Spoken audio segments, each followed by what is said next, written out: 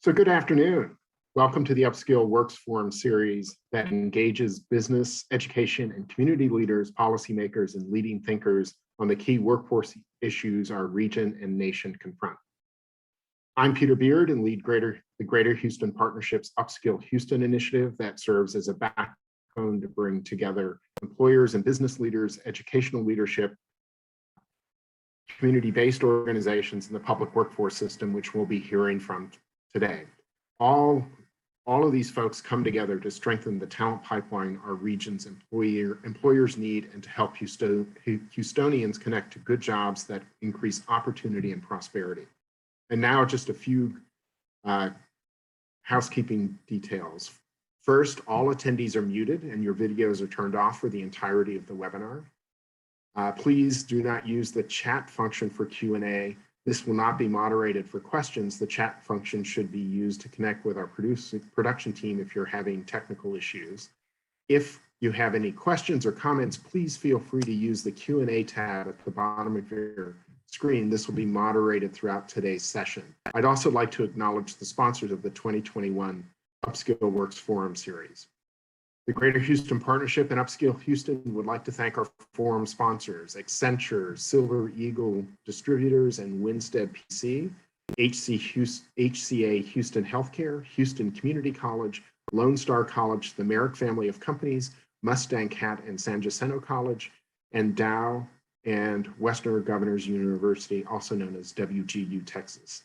Thank you to our sponsors for your support and for our UpSkill Works Forum series.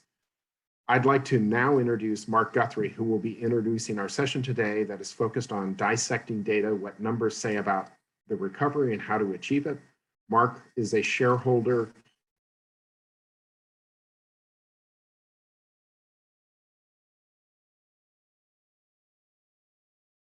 at a national business law companies.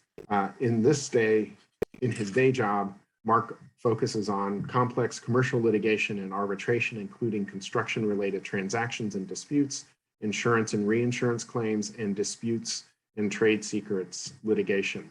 Mark also serves, more importantly, as the chair of the board of directors of the Gulf Coast Workforce Board, which really is focused on helping employers meet their human resource needs and talent needs and support individuals in building good careers, so both can compete in today's global economy. The region's workforce board is business-led and community-focused and includes representatives, business, education, organized labor, and community-based organization. The board sets the strategic direction for the regional workforce system and guides the area's workforce agenda. Mark also provides significant leadership at the state and national levels by serving on the boards of the Texas Association of Workforce Boards and the National Association of Workforce Boards. Welcome, Mark. It's always a pleasure to have you, and we really appreciate the leadership you provide in the region and Winstead's support for the UpSkill Works Forum series. I'm also going to ask you to exercise the chair's privilege today to share with our audience a little bit about the work of the Workforce Board. Welcome, Mark. Thank you, Peter, and good afternoon, everyone. Winstead is proud to be a partner with UpSkill Houston in supporting these virtual sessions on important workforce topics in the Houston region. In a little while, we will be hearing from Parker Harvey from the Gulf Coast Workforce Board. But as the chair, I can say that Parker is one of our shining stars on the board staff. And I think this will be an interesting session because over the last couple of weeks and months, we've seen a continued rebound in our economy and labor market. Unfortunately, it's also clear that the reopening of Houston's economy is not linear or simple. And it is clear we still don't know the long-term impact of the pandemic as we hear terms like the Great Resignation or boomerang employees. I know Parker will help us examine some of the trends he's seeing. As Peter mentioned, he's graciously offered me the opportunity to tell you a little bit more about the Gulf Coast Workforce Board. The board, through its affiliate Workforce Solutions, operates the public employment system in Harris and 12 surrounding counties. In the broadest sense, the board strives to keep our region the best place to do business, to work, and to live. and we work to elevate the economic and human potential of our region by fulfilling the diverse needs of the businesses and the people we serve. We do this through 27 full-time and 10 part-time storefront centers, as well as an employer services unit. This year, we expect to serve 29,500 regional employers and 525,000 individuals.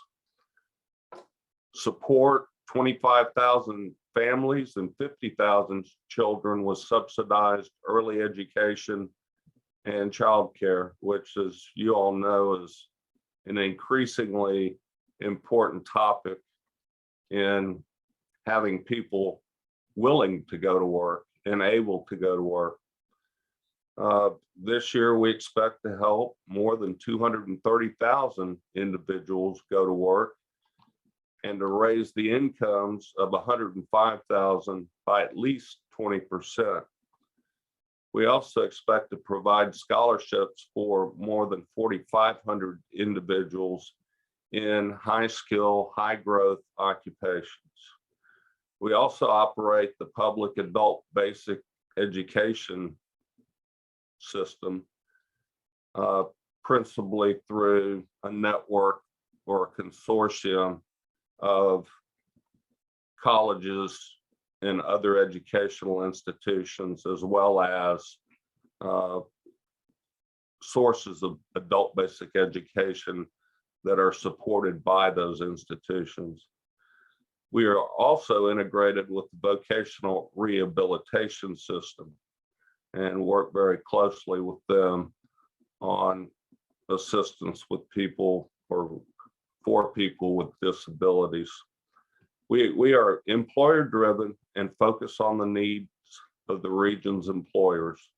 Some of the services we offer employers, in addition to finding workers, are labor market information and analysis, which you'll see a prime example of with Parker shortly, wage surveys, on-the-job training subsidies, assisting with skill development fund grants and other programs to upskill incumbent workers, and assisting with apprenticeship programs. Now, we are not, and let me repeat, we are not the Texas Workforce Commission. The Workforce Commission, and not the regional workforce boards like ours, administers the unemployment system, the approval or denial of unemployment benefits, and the related unemployment insurance trust fund. And the TWC commissioners decide the appeals from the approvals or denials of benefits. The TWC, the Workforce Commission, actually regulates and oversees the operation of our board. Our board members are nominated by chief elected officials from the region we cover and include representatives, as Peter mentioned, from business, education, labor, economic development, and community-based organizations. All of our directors, board members, are non-compensated volunteers. So back to the topic at hand today. Parker Harvey serves as the principal economist at the Gulf Coast Workforce Board. He is a seasoned economist who has a great understanding of labor markets and can help people understand our dynamic regional economy and its workforce. It's always a highlight of our board meetings to hear from Parker. Today's topic that we will be addressing is the current state of Houston's labor economy and what trends Parker is seeing as it relates to our recovery. Prior to arriving in Houston, Parker worked for the U.S. Bureau of Labor Statistics in its Midwest office in Chicago. He's a graduate of the University of Texas at Austin and has master's degrees from the London School of Economics and Thunderbird School of Global Management at Arizona State University. The Gulf Coast Workforce Board and its in the region are fortunate to have Parker, who provides keen insights into our dynamic economy. He is reviewing data from the Departments of Labor and Commerce, the Texas Workforce Commission, and real-time market information. He is able to look at massive amounts of data, analyze them, and distill the information to relevant trends. More importantly, he can succinctly communicate what he sees. So let me now turn it back to Peter so that we can hear from Parker. I'm sure this will be a great and insightful conversation, and I'm looking forward to hearing from Parker and what he is seeing in the Houston economy. Peter, back to you.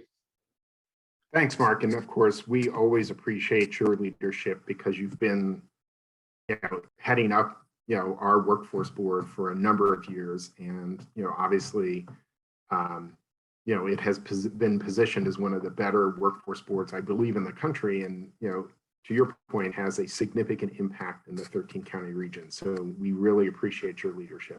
Thanks, Mark. Thank you. So Parker, I'm going to turn it over to you and let you kind of, live up to all the expectations that both Mark and I have built up for the audience. And I see lots of comments in the chat. Looking forward to hearing your data. So I'm going to turn it over to you and I'll be back with you shortly. Take care, Parker. Great. Thank you, Peter. All right.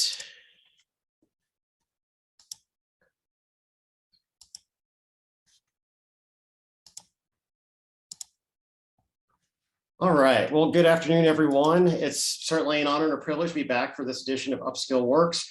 It's been well over a year since the last time we were all together, and a lot has happened.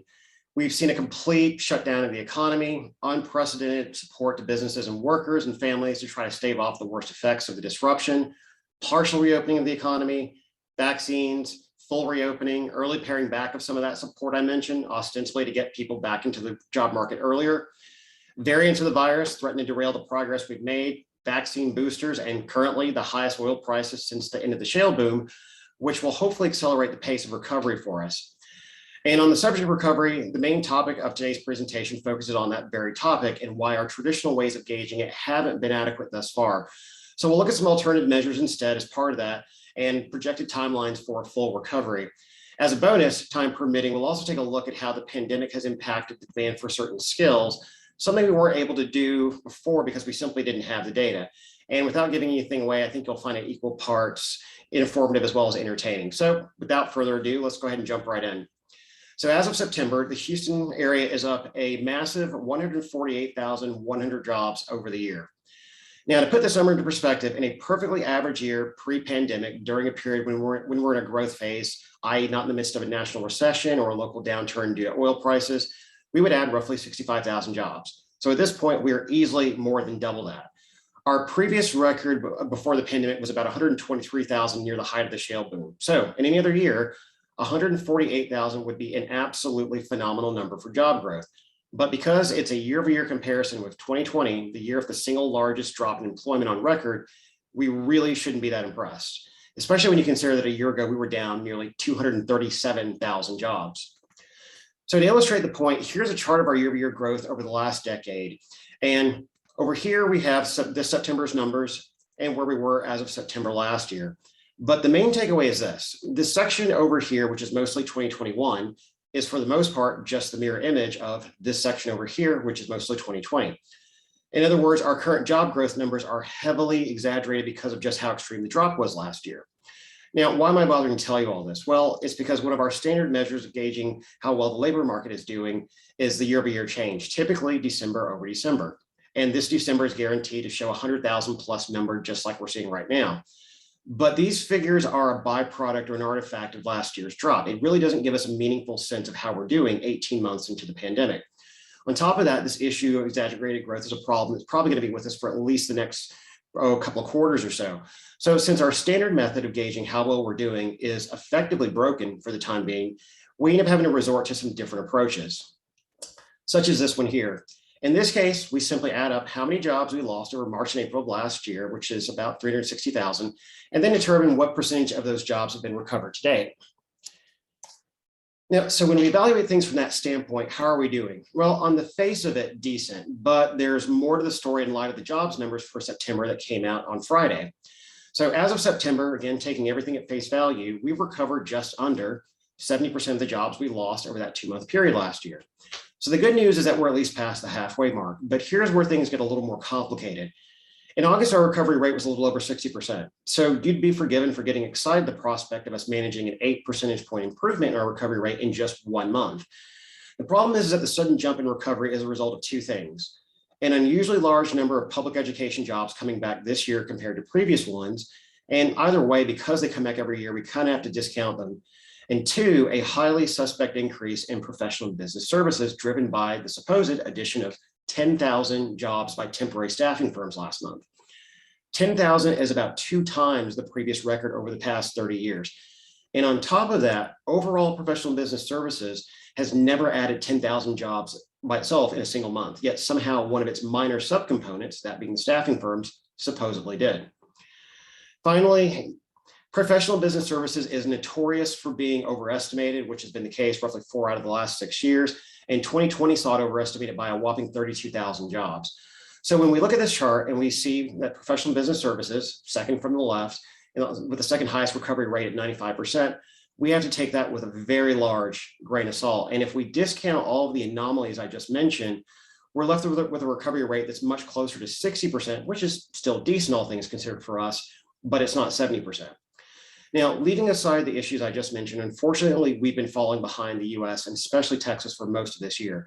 The US has recovered about 80% of its jobs, and the state, as a result of September's numbers released Friday, is now at over 90%. So they're both well on their way to reclaiming nearly all the jobs they've lost over that 2-month period. And naturally, the reason we're getting left behind has to do with how some of our key local industries have fared coming out of the first year of the pandemic, as can be seen here on the right. In the case of mining and logging, i.e. upstream oil and gas, neither Houston nor Texas have seen any recovery based on this way of measuring things, with the state actually worse shape than we are. The state has seen some recovery in construction, whereas we haven't seen any at all, but it's manufacturing where we're really getting left behind. We're down by now 9%, whereas the state has recovered more than 60% of its jobs. Now, it's not all bad news. On the far left, you've got transportation, warehousing, utilities, and that has outperformed every other sector in Houston by a landslide, again, based on this measure of jobs lost last March and April. In fact, this industry sector has recovered 4 times the number of jobs it lost over that 2-month stretch. Because last year we spent a lot more time than usual consuming stuff at home, most of which was bought online, delivered directly to our door since we couldn't go out and consume experiences anymore. And that's reflected in warehouse workers and truck drivers seeing tremendous growth. Now, on a side note, I could have simply capped transportation warehousing at 100% and called it a day, but I left it as is, even though it practically breaks the scale of the chart there, in order to emphasize how this sector has been one of the biggest beneficiaries, I'm sad to say, of the pandemic. Case in point, Amazon hired 500,000 people nationwide last year, and that's more than Walmart's previous record of about 230,000 in the late 90s, early 2000s.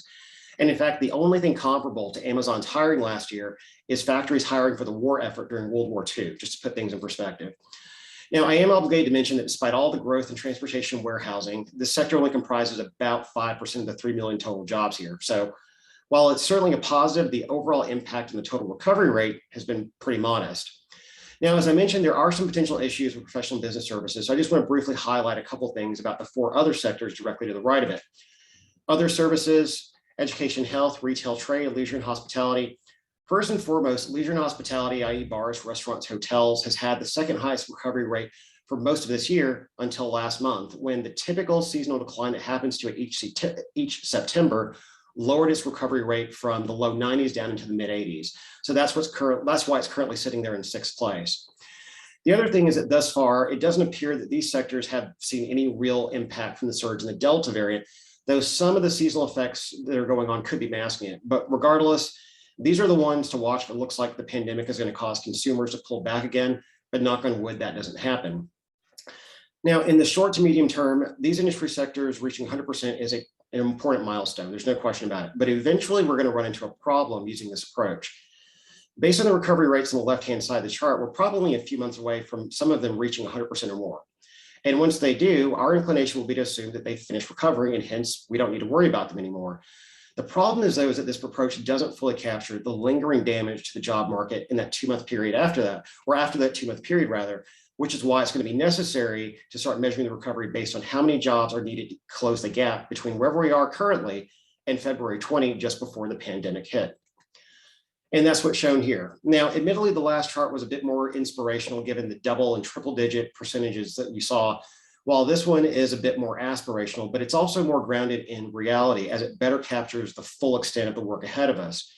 Obviously, it does reflect some of the same information as the last one. For example, you can see that transportation, warehousing, utilities, the blue bar all the way on the left, remains the overachiever in percentage terms, being the only industry sector that has exceeded the total number of jobs it had before the pandemic.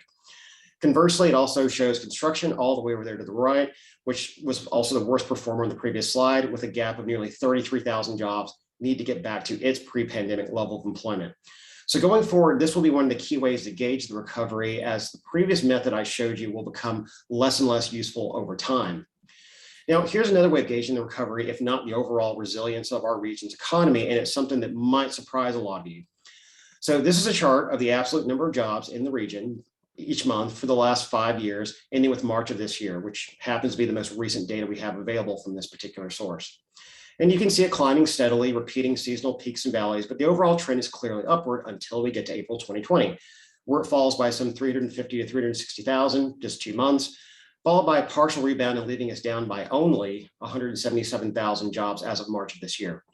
Now, I want you to contrast that with what happened to the number of business establishments over the same period.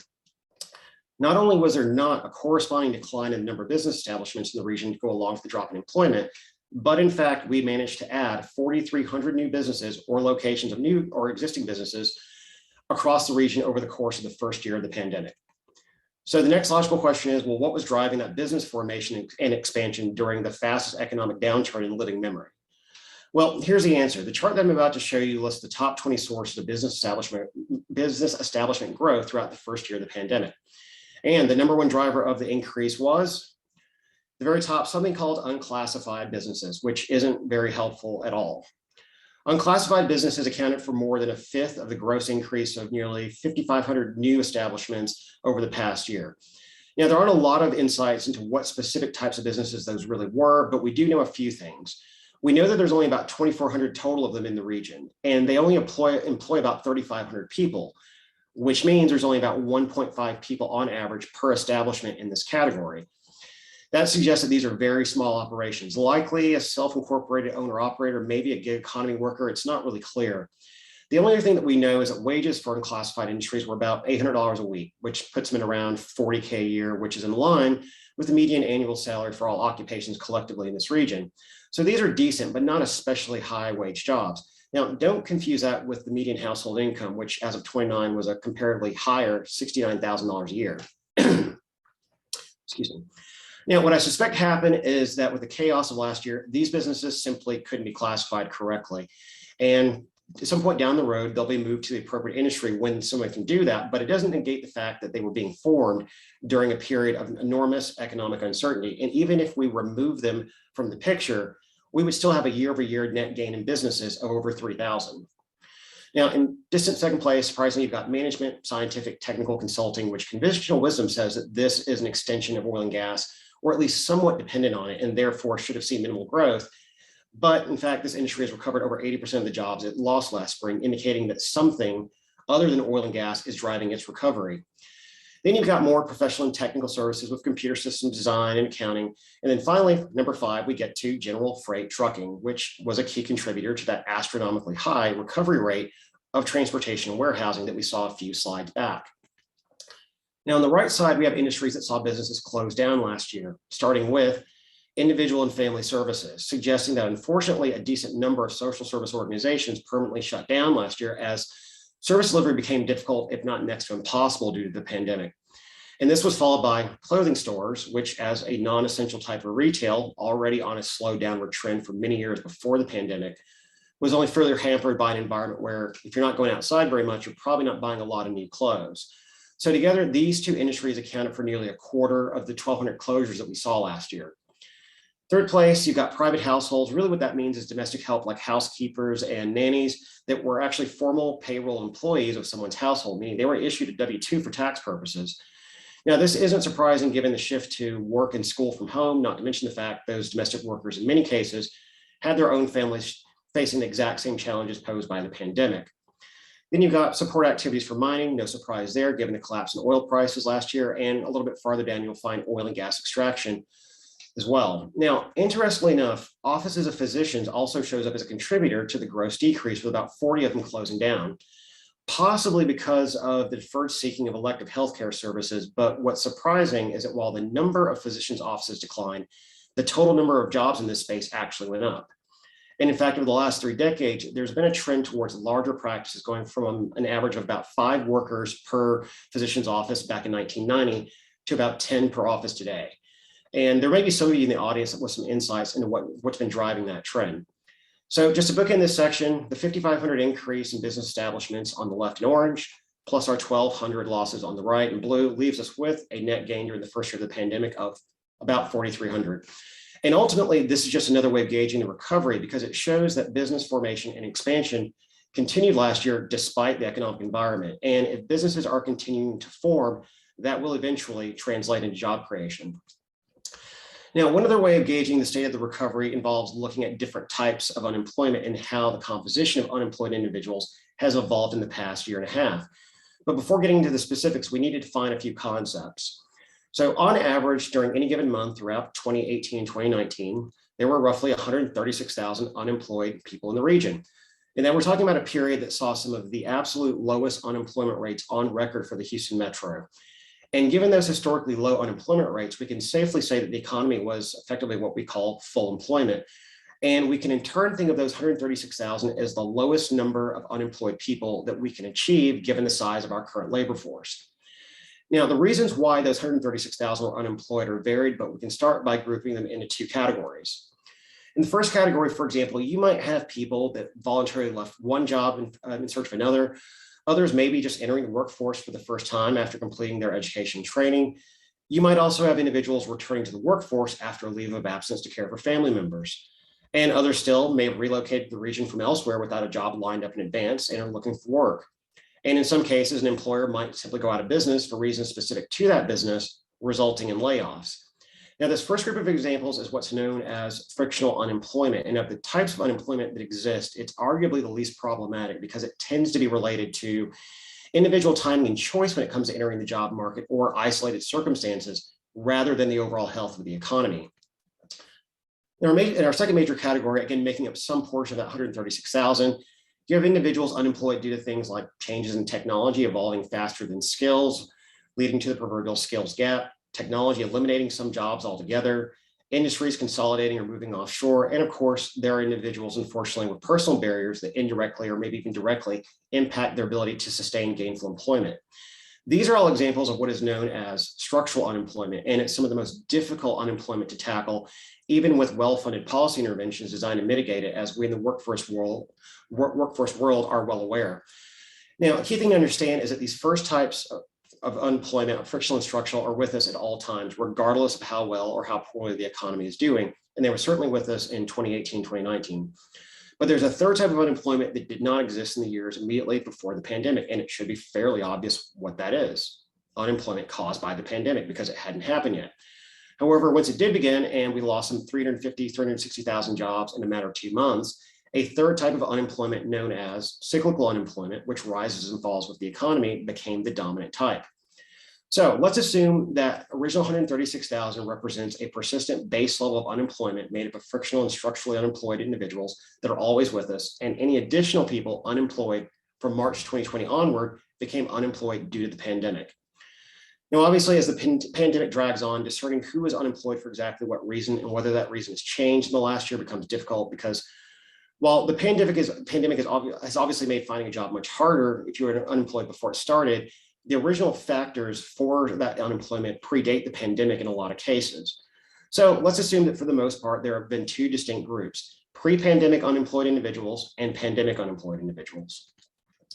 So getting back to our original question, how has the mix of those individuals evolved over the past year? And what does that tell us about where we are in the recovery? Well, let's take a look starting with February 2020, just before the pandemic, where we assumed that at that point in time, 100% of everyone who was unemployed for reasons other than the pandemic. As we get to March and get our initial glimpse into the disruption, the mix shifts to roughly 70%, 30% pandemic pre-pandemic unemployed, pandemic unemployed, as you can see with the gray portion at the top and the blue in the bottom. But as we get to April, that ratio completely inverts. Now, 70% of those that were unemployed due to the pandemic, which shouldn't be all that surprising given just how quickly everything shut down. Now, throughout the remainder of 2020, pandemic unemployed individuals were the majority, as evidenced by the blue portions of the bars that are mostly above the line in the background, which is the halfway mark.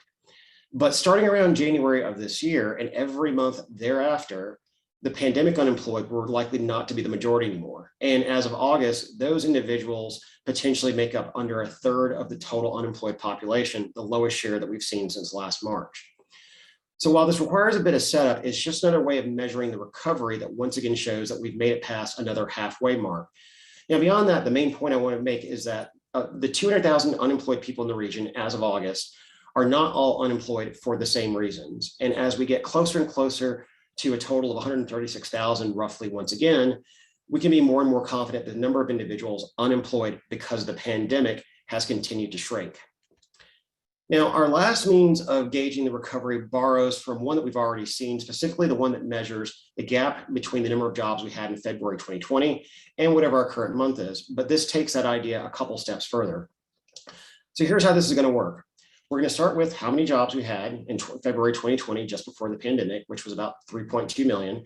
And then how many jobs we have right now as of September, which is around 3,082,000, which means we're short by about 117,000 or so. And then we're going to work out how many jobs do we need to add each month to get back to 3.2 million by the next 4 Decembers. Those are going to be our target dates for getting back to our pre-pandemic level of unemployment. Why December? Well, it's the end of the calendar year, a natural point in time to stop and reflect on the developments of the preceding 12 months. And as I mentioned back at the beginning of the presentation, it's the point in time we'd normally use to summarize how well we did for a given year. But again, those 2020 distortions have left us with some exaggerated trends that for the time being don't accurately reflect the state of the recovery. Now, the one thing that we're missing from this exercise is whether or not the growth rates needed to get back to 3.2 million by the next 4 Decembers are even remotely realistic.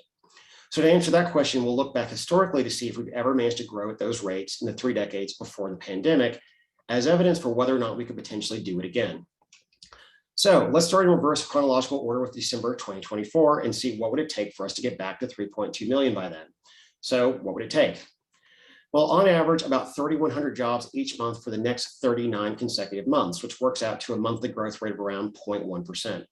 So have we ever managed that kind of growth for a 39-month stretch at any point in the last 30 years? If your intuition tells you that this seems like a pretty low bar for an economy like ours, you would be absolutely correct. Here's the same chart zoomed out to show the past 30 years, and the sections in blue represent points in time where in the preceding 39 months, we averaged around 0.1% growth or better.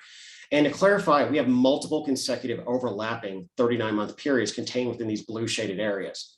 So yes, there is a precedent for growing at that pace. In fact, there have been numerous timeframes spanning several years in some cases where we've managed to do that. So bottom line, getting back to 3.2 million by December 2024 should be an absolute breeze for us. So think of this as our absolute lowest base case scenario. If we haven't gotten back to 3.2 million by December 2024, odds are it's because of another economic slowdown, maybe related to oil prices, maybe another phase of the pandemic, or something else we can't anticipate. Knock on wood, that doesn't happen. But otherwise, all else equal, there's almost no reason for us not to be able to get back to our pre-pandemic level of employment by December 2024. So what about by December 2023? How many jobs do we need to add? Well, on average, every month, it's about 4,400 for the next 27 months, which is an average growth rate around about 0.14.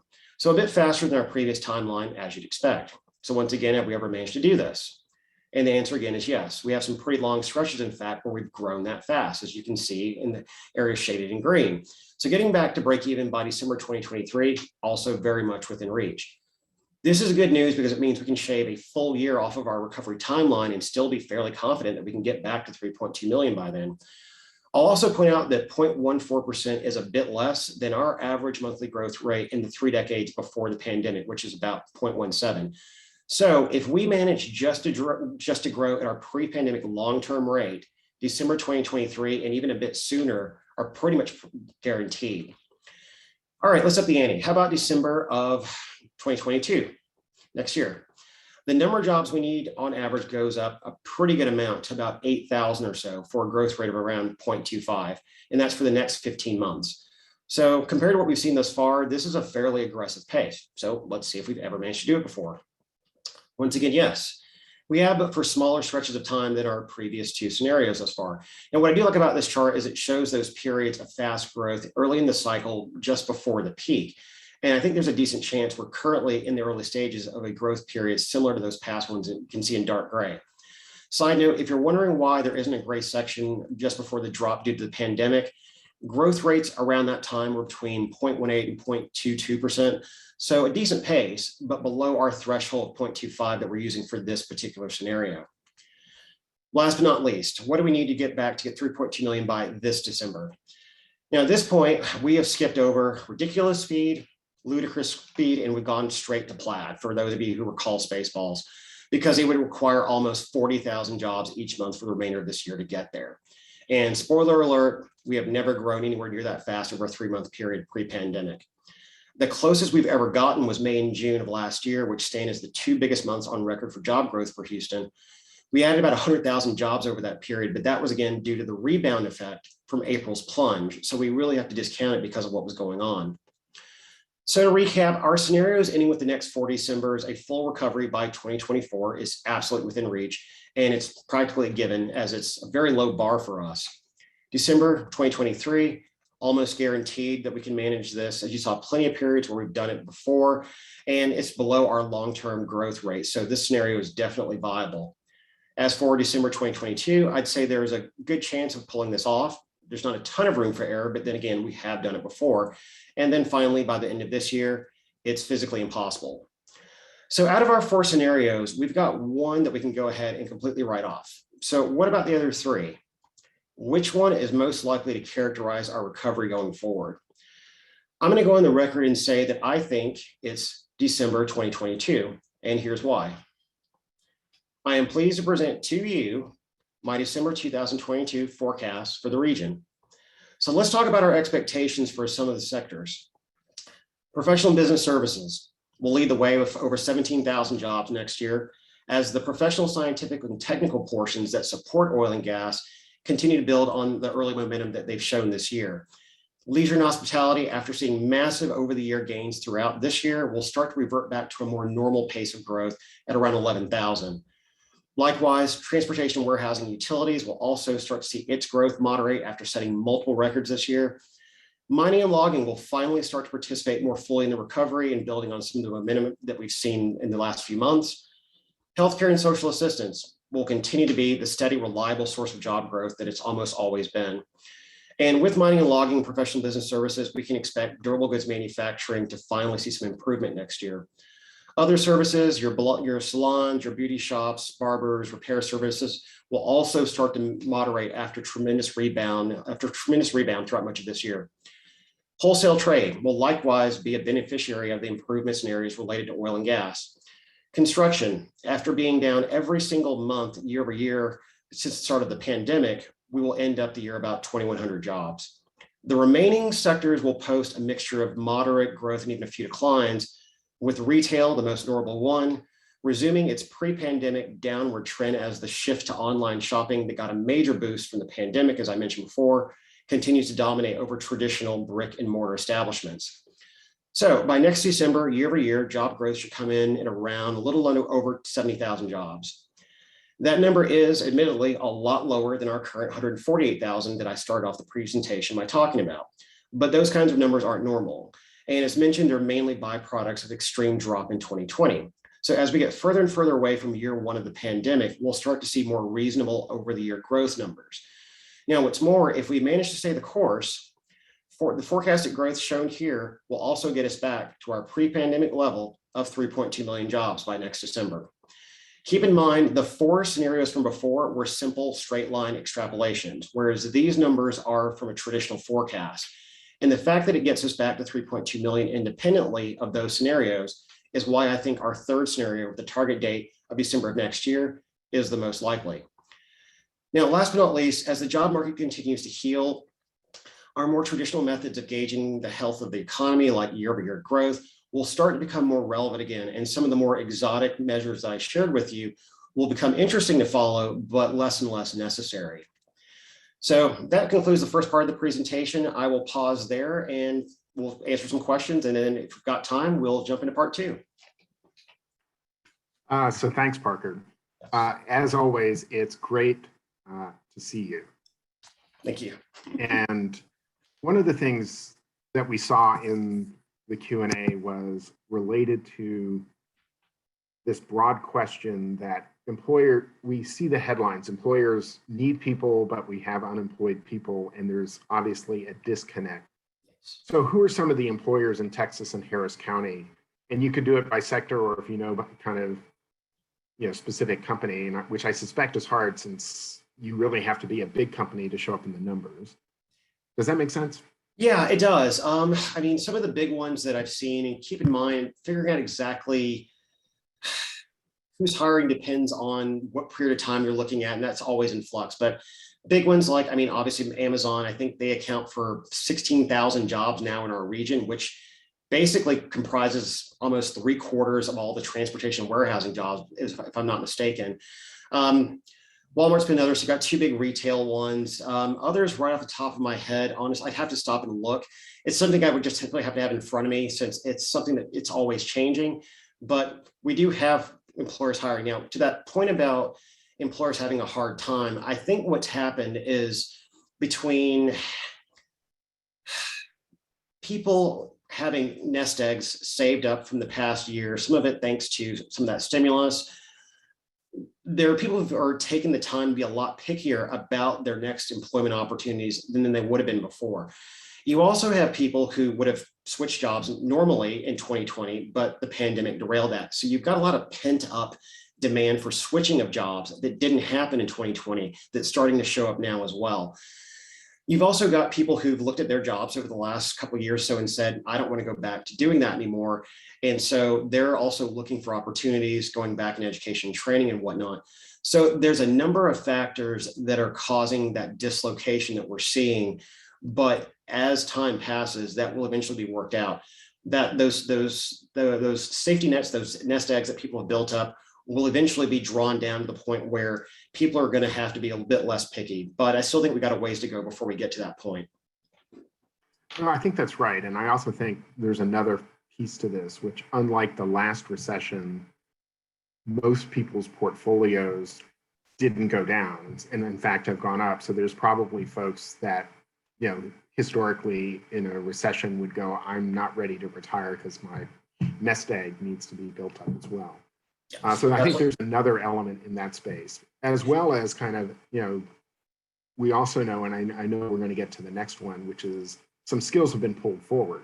And so employers are probably looking for workers. And I think, we know healthcare and registered nurses and others are a critical need in that space. We know a lot of the software technologies, particularly like Salesforce and other things, require kind of an advanced level of skill, and there's kind of a squeeze there as well. Yes. So those would be kind of the ones I would see in that. Someone also asked the question about why such a low growth for government? Part of it too is just because of the damage to sales tax receipts that we saw last year. It's still going to be some of the overhang from that. A lot of it, well, you'll see the growth will be in education, where we're basically getting back to where we were before, but on a year-over-year basis, it's not going to grow that much. And it typically doesn't. Government just doesn't see a ton of movement from year to year. So that's pretty consistent with what it's done over time. And I think you're probably right on that, although there may be some unusual activity in that space, particularly with the school districts as they get pandemic relief, thinking about kind of the slide that has occurred. They probably have 2 or 3 years of additional kind of support staff that are helping them, whether it shows up as a consultant or, permanent. Yeah. there's also this, idea that the great resignation, and having this work-life balance, how do these factor into kind of the holistic picture on projected growth? They do to a degree that it's possible to incorporate them. Again, it's extrapolating based on some of the momentum from this year, some from last year, and also making some adjustments for what we might see as things tend to normalize. Again, the Great Resignation is a phenomenon that is pronounced right now, but those people got to go to work at some point. So things will have to get back to a more normal look by the time we get to the end of next year. And I think the A&M professor who coined the Great Resignation phrase has also said this boomerang employee is likely to come back to the employer in this kind of same space, in the sense that here's an employee the employer already knows can do the job and has taken the mental health break or whatever and is likely to boomerang back as well. Would you agree with that? I would absolutely agree with that. That's what's going to happen. Part of it too is just expectations for wages have also shifted for workers in the last few years as well. We'll actually see that here if we get a chance to move on to the skills portion. But I think the fight for 15 refrain is now ingrained in workers such that that's really the starting point for a lot of people wanting to come back, and that's where employers kind of need to be. And there are signs that particularly at the yes, which is a good thing, the lower end of the wage scale, there's been higher wage pressures in the last, say, year or so than we've seen in the past. And so I think that's part of what's going on as well. And that's going to take some time for employers to adjust and respond to. And I'll let you get on to the next one because I really think it's going to be helpful. But I have one kind of last question for you to ponder, and you can come back and answer it after the next section if you want. Sure. Which is, I was looking at, kind of the impact, unemployment impact by education level, as well as by, race and ethnicity and gender. And I was noting, particularly with the females, that the participation rate is much lower than it is for males. And it feels like there's probably some work that we're going to have to think about to support a more inclusive economic recovery, as well as kind of, a lot of the jobs that you will see growth in are, disproportionately, show up in kind of race and ethnicity as well. You're absolutely right. There's a lot of work to be done there. Employers are probably going to have to be a bit more accommodating. The pandemic is still going to be with us for a while, and the uncertainty around that will still continue to impact households, and that may disproportionately, I think traditionally does, fall on women. So I think that is something that employers are going to have to be a bit more flexible about going forward. And if they don't, it'll be to their detriment, frankly. And, and I think that's the other piece, even with your business formation, we probably saw a lot of damage to the childcare business, partly because we did. The economics of it are really, really hard. And particularly if you can't have a full cohort, it probably impacted a number of, the childcare industry. And I'm now going to let you get to the skills thing, because I think this is going to be, fascinating for us, because that's going to be the other thing I think employers are going to have to do, is move to a much more skills-based hiring and job description approach. You're absolutely correct. All right. So yeah, let's go ahead and jump right in. All right. So for part two, we're going to take a look at skills and how demand for certain ones have changed since the pandemic. I decided to do this as it's a topic of a lot of speculation, and a lot of the analysis out there I found tends to be fairly generic, and a lot of it's not a reflection of what's actually been happening on the ground here in our region. So I decided to take an ultra deep dive, mining hundreds upon hundreds of thousands of job ads posted by employers in this region to see if we could gain some more actionable insights that might inform the efforts of the workforce system, including, but not limited to, my very own organization. So let's first start by talking about the scope of the analysis here, which I'll refer to as the universe. So the data for this analysis comes from third-party economic data provider, Chmura Economics, and one of their products aggregates millions of job ads from around 15,000 sources. And from those job ads, they extract lots of information that can be used to gain insights into employer hiring behaviors. The timeframe that we're talking about here is 2017 through September of this year. While there could be adjustments for the year in total when it's all said and done, the data suggests that there have already been more job ads in the first 9 months of this year than all of 2020, which really wouldn't be all that surprising given that the job market effectively seized up last year. As a result, we can be fairly confident that our comparisons, particularly 2020 and 2021, are still useful, and we'll see that confirmed here by a few examples. Now, across that 5-year span, there've been roughly 3 million unique job ads across our 13 county region that includes Greater Houston.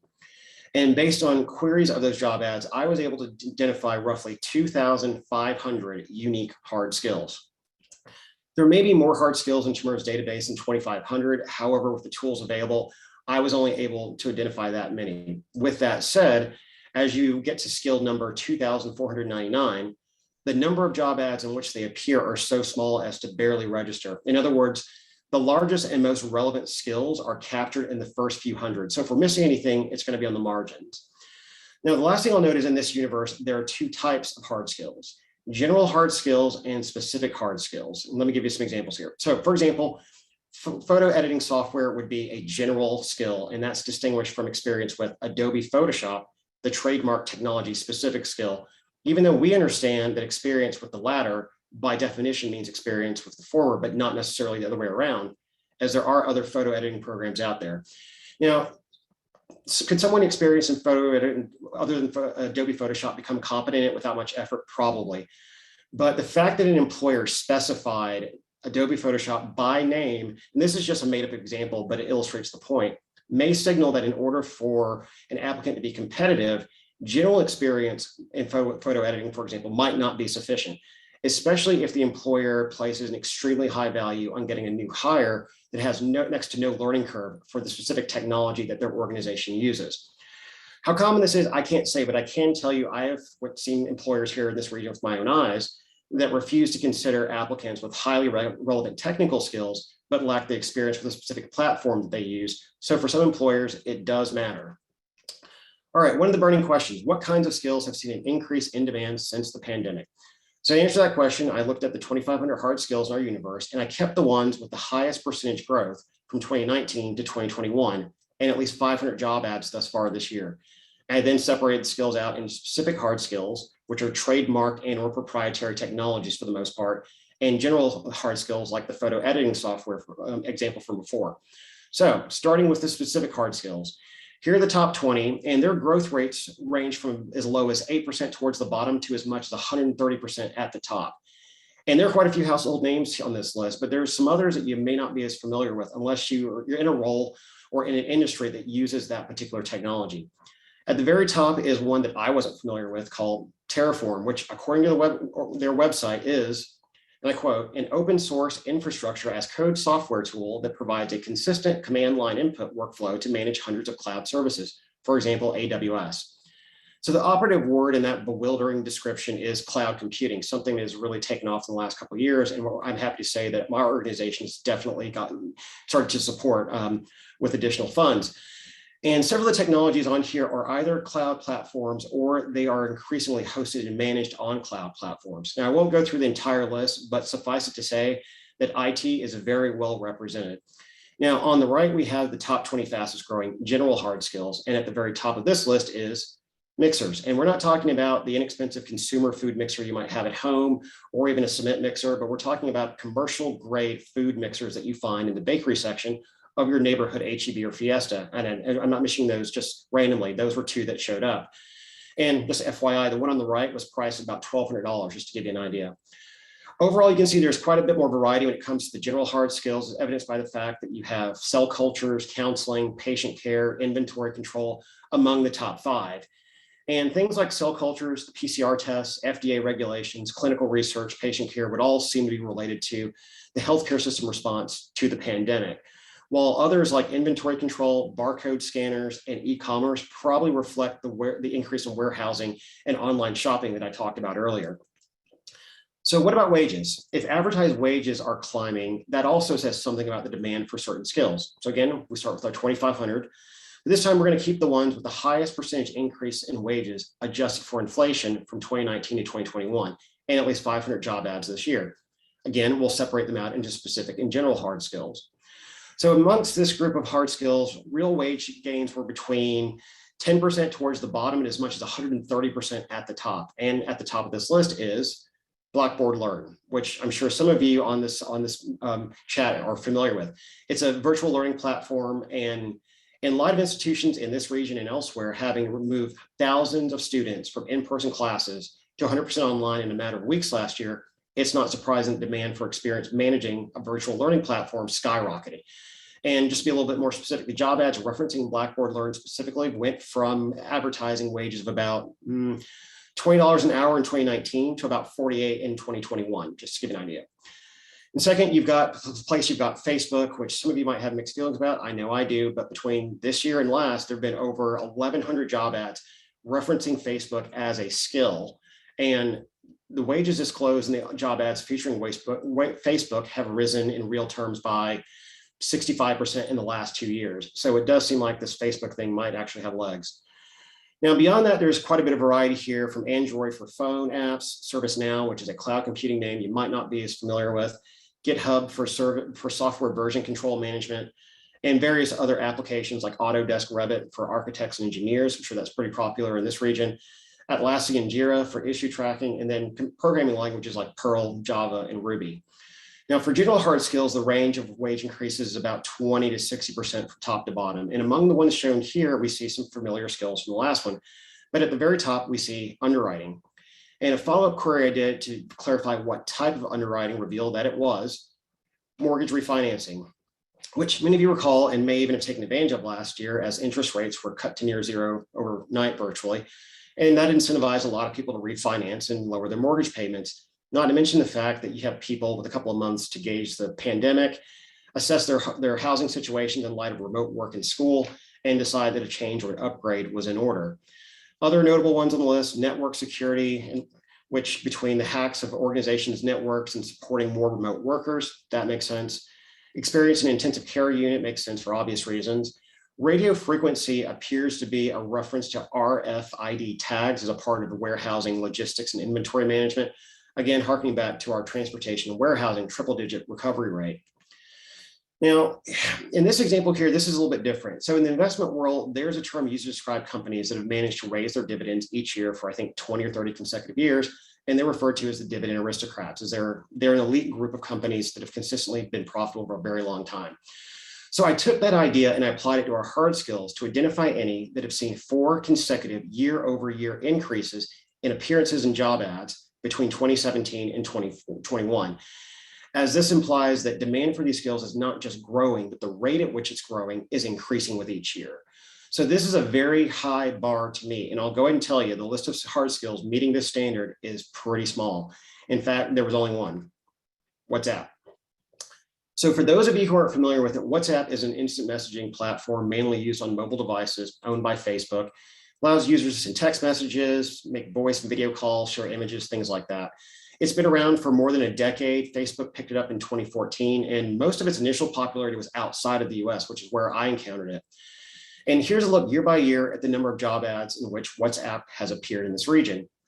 Now, this probably seems a bit frivolous given that it's a texting platform and the number of job ads in which it appeared are fairly small. But keep in mind, this wasn't the only hard skill being asked for in these ads, and in all likelihood, not even the most important one. But this is telling you that there were at least 24 employers in this region that felt it important enough to include this specific technology by name in multiple ads in increasing numbers over the past 5 years.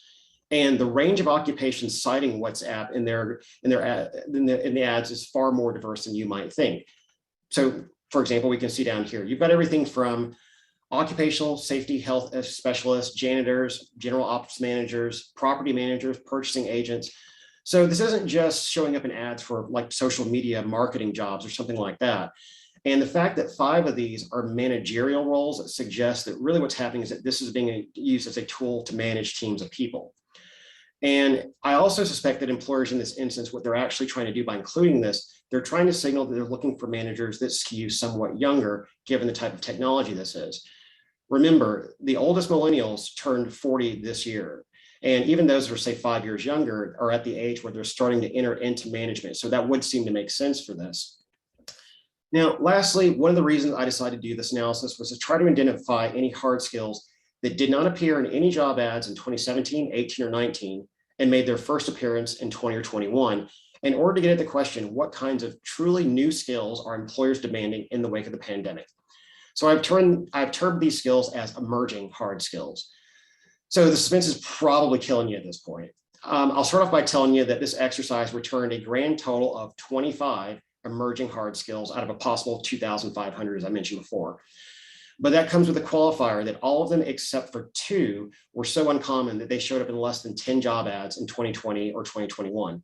Keep in mind, we've had a total about 680,000 job ads this year. So I'll share with you the 2 remaining emerging skills that appeared with at least double-digit numbers of ads this year and last year. And at first glance, they're not skills in the traditional sense. And one of them was snow chains. That's right, the chains that people put on their vehicles in climates with significant snow. You know, obviously these aren't for use here in this region, even with our deep freeze back in February, but the ability to install them was listed as a skill requirement for long haul commercial truck drivers based out of Houston, transporting goods to Canada. While it's not really difficult to fix these to a vehicle, the skill is one that becomes pretty critical in climates that are far colder than ours, with the precipitation to go along with it. Now, the other and absolute most frequently occurring emerging hard skill, numbering at about 50 job ads each year, and this one might be a bit obscure for you, is nitrile gloves. That's right, basically they're rubber gloves. And the picture I chose wasn't accidental. The source of ads requiring the use of nitrile gloves while on the job was windshield repairs. And the gloves aren't just to prevent getting fingerprints on the glass. They're actually worn because acrylic acid is used to repair windshields, and it's harmful to the skin. Regular latex gloves that most of us are familiar with apparently don't protect against acrylic acid. Now, notice that both of these examples, what they're really about is worker safety on the job. And developing a safety mindset is maybe somewhere between a hard and a soft skill, but it's an extremely important one nonetheless. And I think our folks, particularly in the petrochemical industry, would agree. Now, the last thing I'll say about emerging hard skills is that I hope this works to dispel the notion that the pandemic has resulted in a whole host of new skills coming into being that didn't exist before. That's not really the case. The vast majority of skills in this universe of 2,500, which I think is probably pretty comprehensive, were in demand before the pandemic, with some seeing faster growth and faster wage growth than others due to some mixture of changes in technology or in response to the virus itself. Now, final thoughts. I'd be remiss if I didn't leave you with some advice. Friends, don't let friends use data irresponsibly, particularly for those that are interested in incorporating some of these hard skills into a training or maybe education initiative. Be careful. Some of the examples I share, particularly the lists in the first 2 slides, may be heavily driven by the pandemic and in turn could see a pretty substantial drop off in demand as things continue to normalize. So what I'm going to say here echoes what you've probably heard me say before in this forum and others. Ask yourself the following question. Would investment in a particular skill still make sense if we woke up tomorrow and the pandemic was officially declared over? The answer to that question will ensure that you stay focused on skills that are likely to be sustainable in the long run. So that concludes the presentation. Hopefully you got something out of it, and time permitting, I'm happy to try to answer any more questions that you might have. Thank you. Oh, Parker, you just hit it out of the ballpark. This was extremely informative, emphasizing this whole idea that skills-based, people understanding the skills is critically important. Yes. Thank you for that. I sent a note to folks that we were going to run over because I found the presentation, stimulating, interesting, and critically insightful. And we might have to have you come back and spend a little more time on kind of the skills space. Yes. I think a couple of questions related to the presentation, which are probably more clarifying than kind of what you were sharing. There was a question related to what job sites were these job postings pulled from, and are they all from Houston area employers? I think I know the answer, but I'm going to let you answer it. Yeah, locally, I can't recall how many different job sites, but it's everything from companies, job boards themselves to the aggregators, and they go through a very, very rigorous process to deduplicate. So yes, this is from things like Work in Texas is one of the pillars of it, obviously, that being the state jobs bank. And the list, if you were to look at it, are all names that you would recognize as major sources of job ads on the net. So it is very, very comprehensive. Again, as I mentioned, they scrape almost 15,000, I think, nationally, and a not insignificant percentage of those we're going to be covering this region, if not possibly the majority of them. So anyway, that's all I have to say there. But yes, it is very, very comprehensive. So you were getting a good look at the employers here, and I can tell you the names get very, very obscure when you start drilling down. So they do a really good job of picking up these job ads. No, I suspected that was going to be the answer. And a related question, and I think I know the answer to this because it's a proprietary approach, is can someone get a copy of the Chimera data report? And I suspect the answer is no, partly because you're under a license where you're not going to distribute that information. That is correct. Unfortunately, yeah, we're not able to do that, which is why I had to be a little opaque on some of the details and places. But if there are specific requests that have a real, a very tight focus, I can probably get you some intel that would be useful for you. So I'm willing to put that service out there. But in mass, unfortunately, I can't release that data because it is proprietary to Chimera. No, and I realize that, but I also think, you did a very good job of highlighting kind of those, general skills and the specific skills in a positive way. And I think that's an important thing for folks to understand. And I suspect some of that Facebook piece was really related to how people were forced to communicate. And, you listen to other folks that a lot of small businesses use Facebook as a way to communicate and engage with their customers. So that's going to be kind of one of those underlying skills that I suspect, we should be thinking about in school districts and community colleges to ensure folks understand that dimension of Facebook in terms of how it can be used within a business setting. Absolutely. You hit it right on the head there. Yeah, it is a very powerful platform for more than just socializing effectively. So yeah, it is critical, and it definitely has picked up a lot of momentum in the last couple of years. So it's definitely something to start thinking about how to get people to, because I'm sure a lot of kids in high school now or younger are already on Facebook. So getting them to understand how to use it in a professional and responsible way is probably going to be a good part to include in curricula going forward. And I think the other thing that, let me check if there have been other questions sneaking in. And again, I apologize for us running over here. No, it was, I really enjoyed it, and I let folks know that you would be, that we would be doing this. So someone was asking about the snow chains, and I think you were signaling that it is Houston-based folks that are expected to have that skill, because you wouldn't ordinarily have individuals that have that skill. That's correct. Absolutely. For long haul trucking.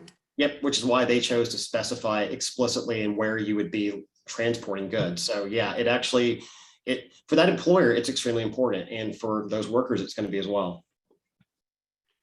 So I guess one final question, or not less question, but an observation, and this is one where we could probably bring you and a couple other folks on to really talk about,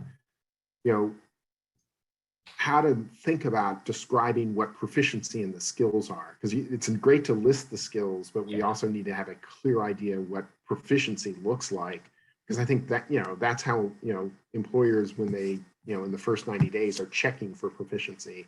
And the better we're at describing proficiency, the better off people are going to be in terms of changing curriculum or adding to curriculum in a different way. Absolutely, I agree. So what's next? What are you looking at? So expansion of this analysis, looking at some other dimensions. They also cover certifications as well, but it's a very, very literal interpretation of certifications with the word certification in the title of the certification. So it yields some interesting results as well that I've got some preliminary numbers on and some insights, but I wasn't able to integrate them into this presentation today, but that is probably going to be version 2.0 of this. No, I think, once again, Parker, thank you for taking the time and joining us. Everyone always enjoys kind of your insights, and, we're always pleased to have you here, and we appreciate, obviously Mark's opening, reminding us that we have a great public workforce system and a great asset in you. And so I want to now turn to the audience and say thank you for joining us today. You make what this forum is all about in terms of sharing good information and helping people improve. And I want to say a big thank you to our sponsors that do this. In the coming weeks, we'll have some additional forums scheduled, and we'll send out notifications via email as those events are scheduled. And so we look forward to seeing you at some future one, and we'll definitely have Parker back, and it won't be a year's gap like it was this time. But thanks again. Thank you all, and have a great day, and go Astros. Thank you. Go Astros.